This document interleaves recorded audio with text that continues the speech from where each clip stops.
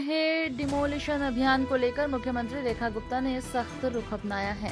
उन्होंने कहा कि कुछ लोग इस मुद्दे पर राजनीति कर रहे हैं और केवल चुनाव जीतने के उद्देश्य से दुष्प्रचार फैला रहे हैं। उन्होंने स्पष्ट किया है कि राजधानी दिल्ली को बाढ़, जल संकट, गंदगी और कूड़े के पहाड़ जैसी समस्याओं से निजात दिलाना सरकार की प्राथमिकता है। मुख्यमंत्री ने कहा कि रेलवे लाइन पर जाकर आप अवैध निर्माण करेंगे तो मुख्यमंत्री भी उसे बचा नहीं सकती। उन्होंने जनता से अपील की है कि विकास के कार्यों में सहयोग करें और किसी भी प्रकार के गलत निर्माण से बचें, क्योंकि ये प्रयास राजधानी को बेहतर भविष्य की ओर ले जाएंगे। ये तोड़ी नहीं जाएगी अगर मकान नहीं। देखिए, ये जो लोग एक दुष्प्रचार करना चाहते हैं, राजनीतिक रोटियां सेकना चाहते हैं, उनको शहर चलाना कभी उन्होंने सोचा ही नहीं। उनका ध्येय चुनाव लड़ना, चुनाव जीतना ध्येय था।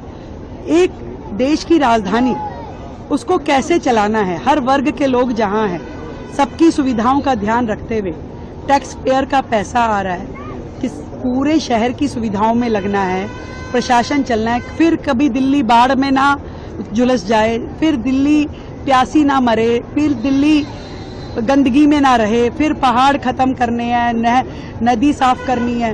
ये सारे काम कैसे होंगे?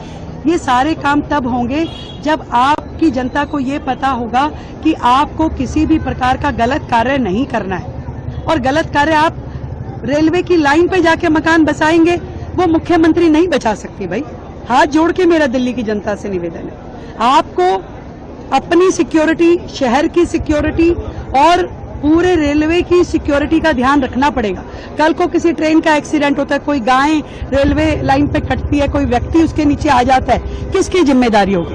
एक तरफ हम मकान देने की बातें कर रहे हैं, हम मकान दें और उसके बाद भी लोग उसी झुग्गी को पकड़ के बैठे तो कैसे चलेगा? मकान अगर मिल गया जिस व्यक्ति को, उसे झुग्गी छोड़नी पड़ेगी। तो इसलिए मुझे लगता है कि दिल्ली को एक रिवाइवल की जरूरत है और इस दिशा में हम बॉम्बे का धारावी का जो प्रोजेक्ट है उसको भी स्टडी कर रहे हैं कि दिल्ली के सभी झुग्गी क्लस्टर, जो 675 झुग्गी क्लस्टर है, सभी हमारे जो लोहार, गडियार, बंजारा समाज के लोग हैं जो यहाँ वहाँ छोटी छोटी झुग्गी बना के रह रहे हैं, इन सबके रीडेवलपमेंट की प्लानिंग हमें करनी है और उसको बड़े प्लान तरीके से किया जाएगा। ये नहीं हो सकता कि सरकार मकान भी देती रहे और लोग जगह भी खाली ना करें। इसलिए झुग्गी वासियों को भी कमिटमेंट करनी पड़ेगी, सरकार को पूरे एफर्ट करने पड़ेंगे और उतना फंड जनरेशन भी आपकी सरकार के पास होना चाहिए कि आप सभी योजनाओं को दुरुस्त रूप में चला सके।